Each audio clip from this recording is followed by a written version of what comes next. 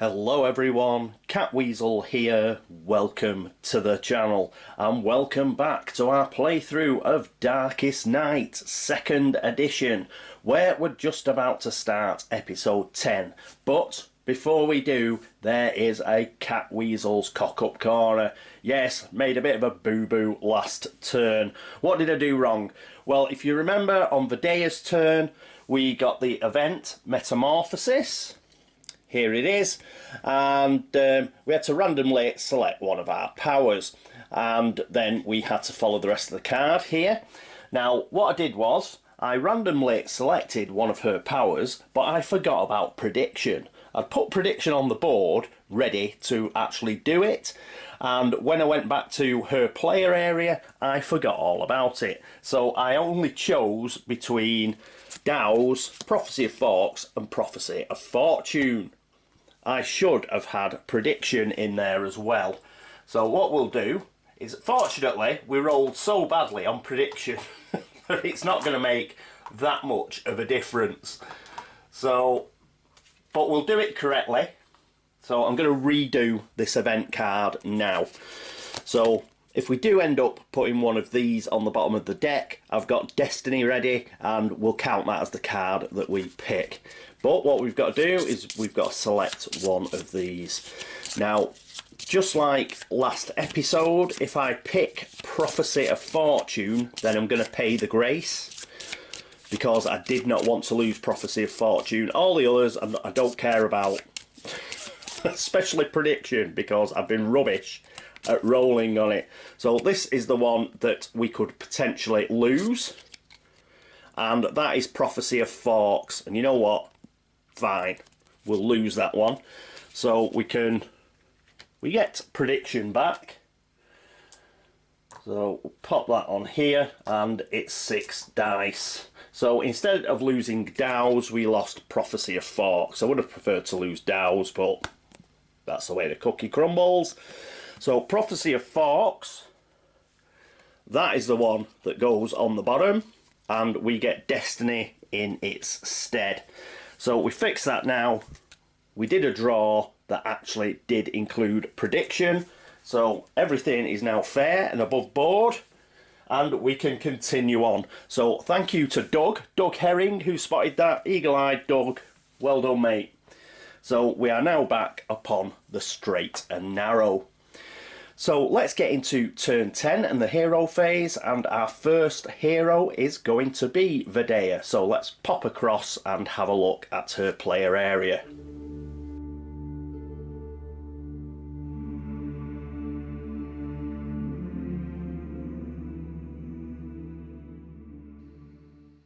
It's Veydea! So let's flick this across. So there we go.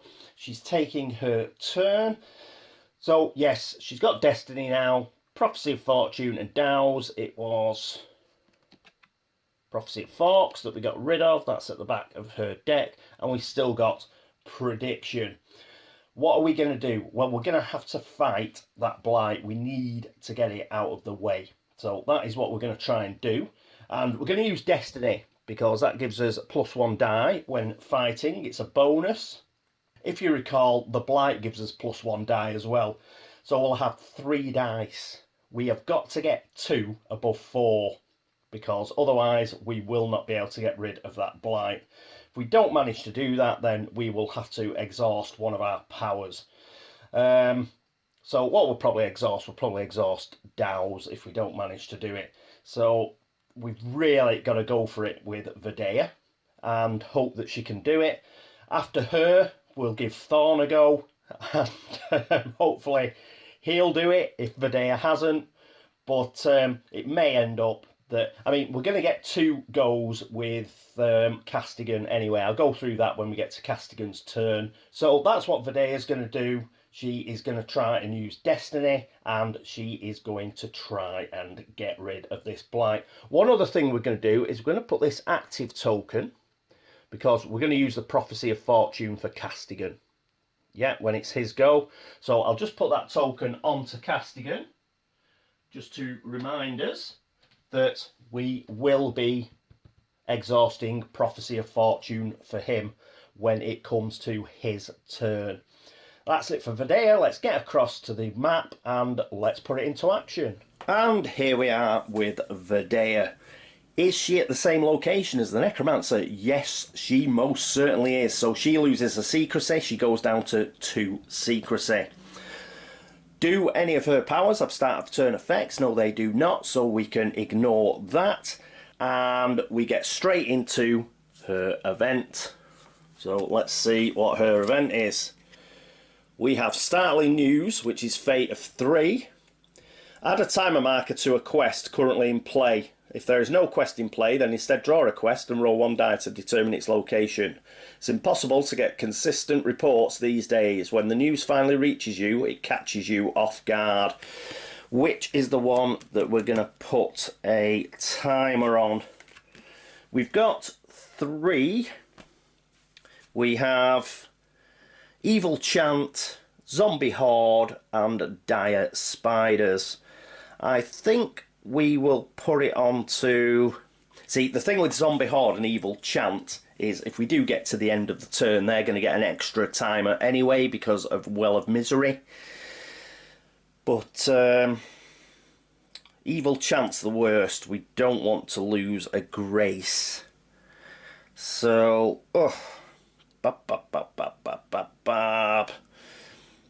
So I think we'll go for Dire Spiders. We'll put that up to 4. It means it will trigger at the end of this turn, should we not kill the Necromancer. But it just puts another blight into the ruins, and we've only got 2 in the ruins at the moment, so we should be fine. So we've put it onto Dire Spiders. That is it for her event. Now it's her action. This is the biggie. So let's get this in here. Can we see it? Yeah. So we are going to use Destiny. That's going to give us +1 fight die. So that would give us 2. But in addition to that, because of the very blight itself, we get +1 die, and we've got to discard the highest. So that means we get 3 dice. Remember, we need 2 above 4. Come on, Veydea, you can do it. After rolling so rubbishly for so long, come on! Blimey, she didn't even get 1 4. 2 3s and a 2. So, she's actually failed. So what we've got to do is we've got to exhaust a power. And what we're going to exhaust is we're going to exhaust Dows. So we've exhausted that, and unfortunately that is our first crack at getting rid of terror, and it has failed miserably. Veydea has not had a good game, to be honest, and it's now the end of the turn, and nothing, we've already triggered the terror. Yeah, it only you only have to exhaust a power if you fight it and get defeated. We fought it, we got defeated, and that's already triggered. So there is nothing else to do at the end of the turn, I don't think. We've already lost our secrecy at the start of the turn. Yes, that's right. Very good. So that is the end of Veydea's turn. You're just going to have to step it up, Veydea. This is not good enough at all. Okay, after Veydea, who's going to go next? I think Zulana will go next, so let's pop across to the player area. And here we are with Zulana, so let's pop that across. And what's she going to do? Well, she's going to stay in the monastery and pray, because she's only on 1 grace. We need to get that up. It may be that we have a bit of trouble getting rid of the Necromancer, and we've got a few more turns to go. So let's get a grace up while we can. So she'll stay in the monastery, and another benefit of that is we'll be able to refresh all of these. I've done that now, because if we're staying in the monastery, we're not going to get an event card, so that's not going to be a problem. Okay, so that's Zulana. Let's just pop across to the monastery, and what we'll do is we'll just put that into effect. And here we are with Zul'Aurna in the monastery. She's just staying in the monastery and she's going to pray. So, no start of turn effects on her cards. We can ignore that. The Necromancer isn't here. We skip an event because she's in the monastery. So it's just straight to her action, which is to pray. So she's got to roll 2 dice. And hopefully both of them will be over 3. Yes, we got a 6 and a 4. Why couldn't Veydea roll like that? So she's got 2 grace back. That takes her back up to 3 grace. So at least she is in a bit better position. That is it for Zul'Aurna. We can go straight on to our next player, who is going to be Thorne. And Thorne is going to have a go at this Terror Blight. Hello, Thorne. It's your turn. So, bop. We'll pop that over. And yes, as mentioned, he's going to have to fight that blight. Ideally, he will get rid of it. So we're going to use our animal companion, which fights with 2 dice. It's a tactic, and we'll exhaust if we fail. So it's going to be exactly the same as Veydea, really. We're going to roll 3 dice because we get +1 when we roll against the terror, and we need 2 of those dice to be above 4. We desperately, desperately need to succeed at this. We've still got a chance with Castigan. I'll go through that on Castigan's turn, should we fail. But ideally, what we want is for Thorne to do the doing. What we'll do while we're actually here, we'll take a secrecy off, because we are starting with in the same location as the Necromancer. So he is down to 1 secrecy. We've still got visions, so if we get a nasty event card, we will exhaust this. I think if we mess up against the Terror Blight, we'll also exhaust Mist Form. Yeah. So that'll be the one we exhaust if we mess up against the Terror Blight. We'll exhaust this if we get a particularly bad event. Okay, so that is it for Thorne. We need to get across to the forest and see if he can do the business on this blight. And here we are at the forest. So come on, Thorne. Let's be having it. Is the Necromancer there? He is. We've already took the secrecy off, so we've dealt with that. None of his powers have start of turn effects, so we can skip that. So we're straight into the event. Remember, we can use visions. Horde 3. Compared to secrecy, secrecy's 1, so we get a giant horde here. The recent bloodshed has swollen the ranks of the dead with lesser spawn. We're going to get rid of it. So we're going to exhaust visions, and we have skipped the horde. We just want to get straight into fighting this terror, and that's what we're going to do now. So we're going to pop that here. And yes, we're going to get 3 dice because we're going to use our animal companion. And we need 2 above 4, because remember, we're going to have to discard our highest die. Come on. A 6 and a 4. Yes! Oh, well, we've had so many attempts at this and prediction and stuff like that. We've at last had something go our way. So we did get a 6 and a 4. We get rid of the 6, but we've still got a 4. We have got rid of terror. Oh, that was close. We were running that way too close. But we've got rid of it, and that means everything is open for Castigan. So that's brilliant news. So that's his action for Thorne.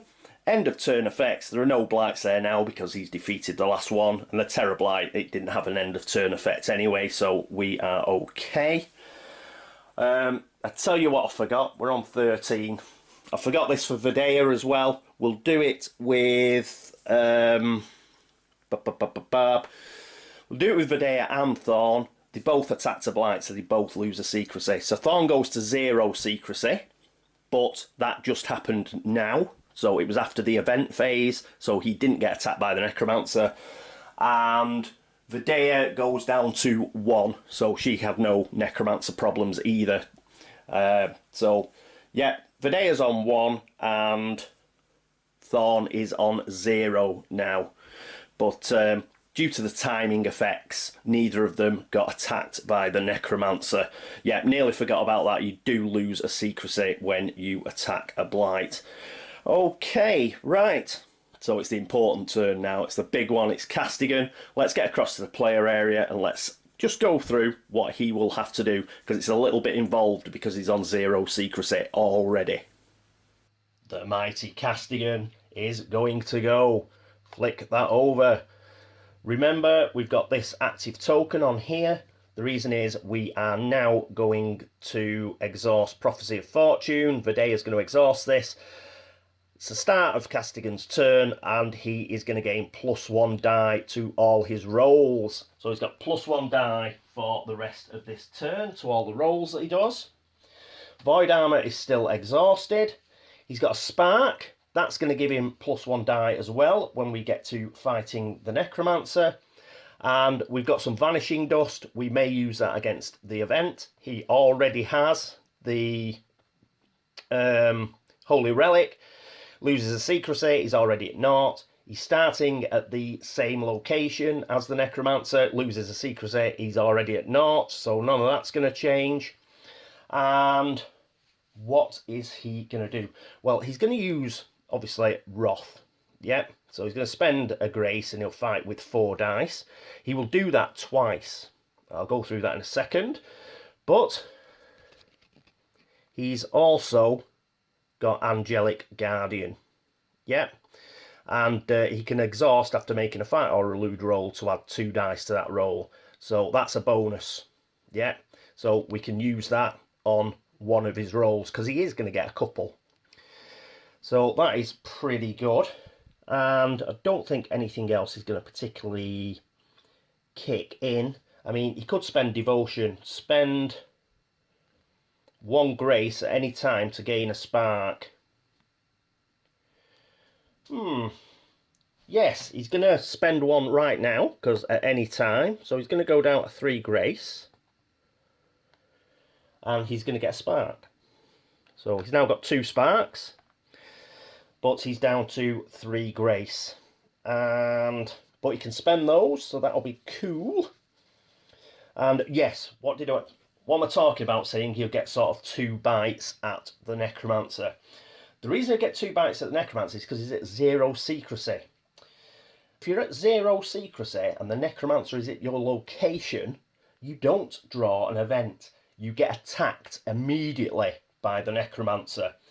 And this is a slightly different attack than what happens with blights, because we can kill the Necromancer in this particular attack. Even though the Necromancer is attacking us, we are not defending in this case.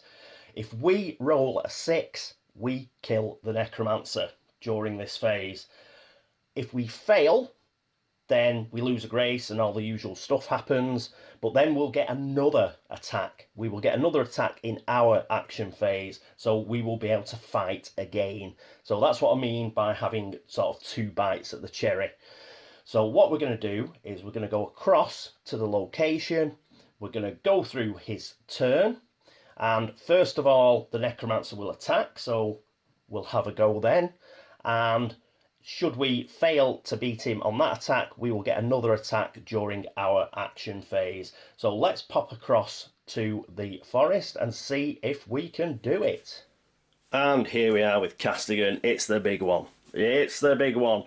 So what I've done is I've brought all the cards and bits and bobs we'll need. He's got the Relic there. He's got his 2 Sparks. He's got Wrath. So he's going to spend a Grace.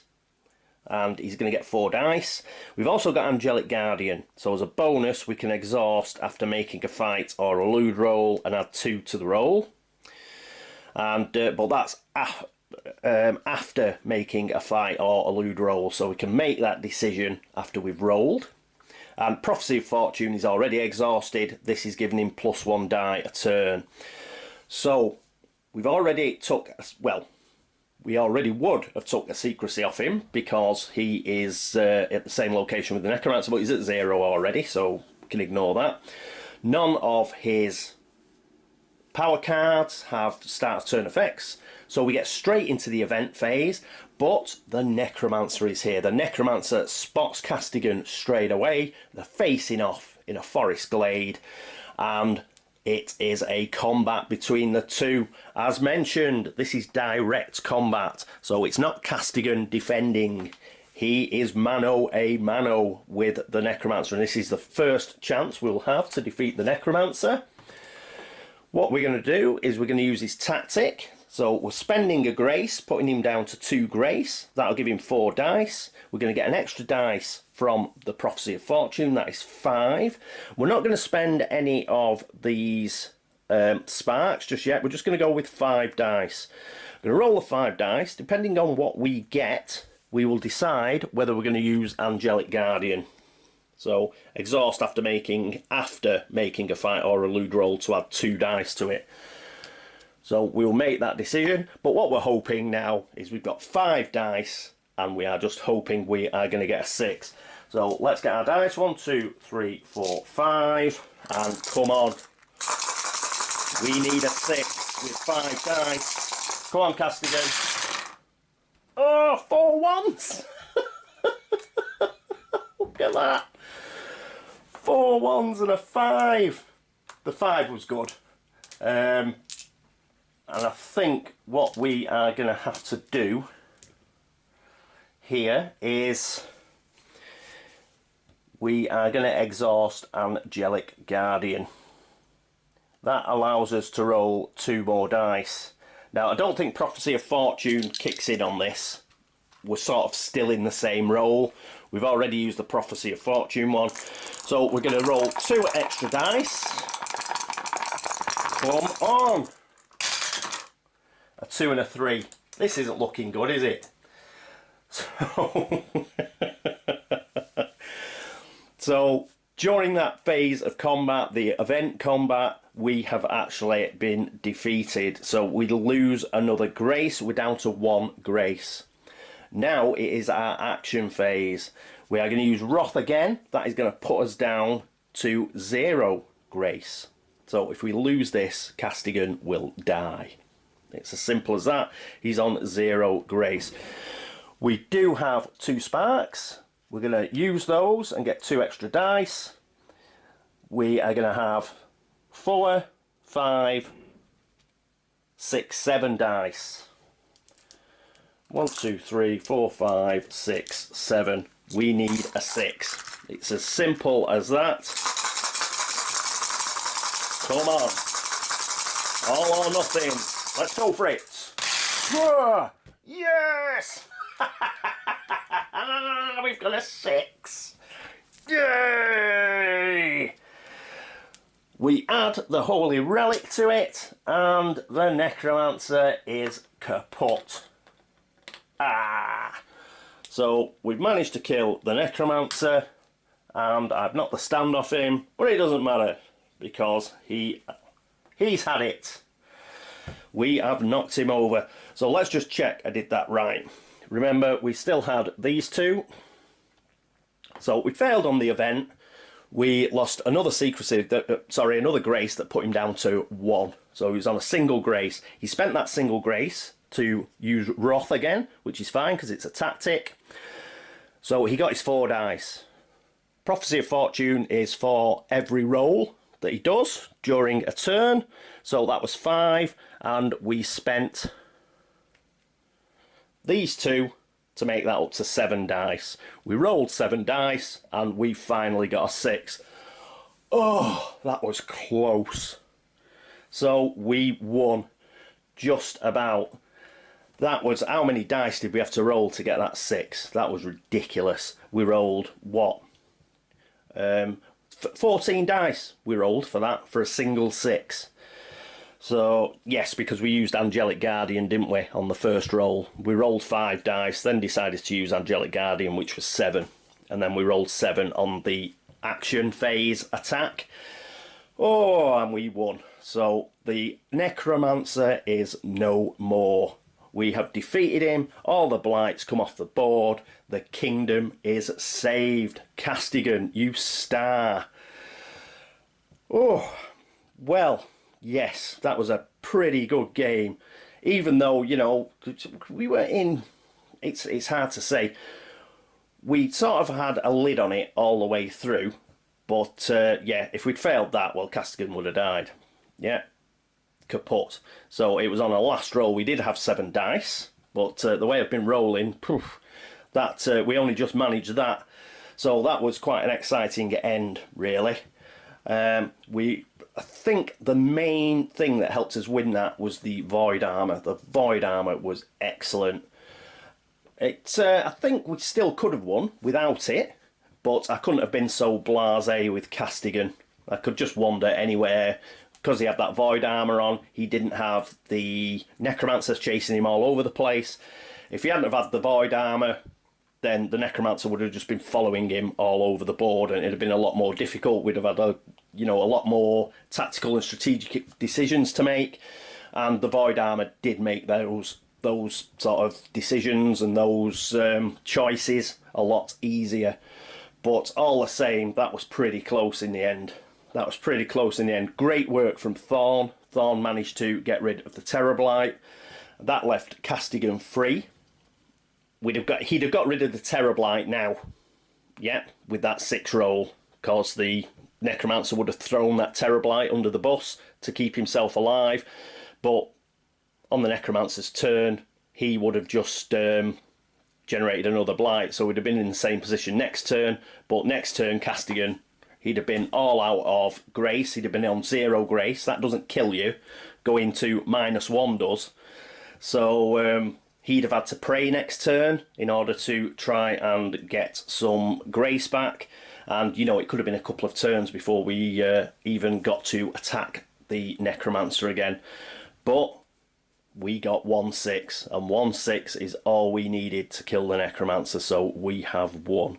So that was extremely exciting. I hope I haven't cocked anything up. I hope that's fine. There's not much I can do about it now because I'll be getting rid of packing the game away. But yes, hopefully I've done that correctly. I'm not going to notice anything in editing and go, no, it's wrong. And yes, we have won. So that is just fantastic. So, I'm just beginning to calm down now. After that first roll of 7 dice where we didn't even get close to going, no!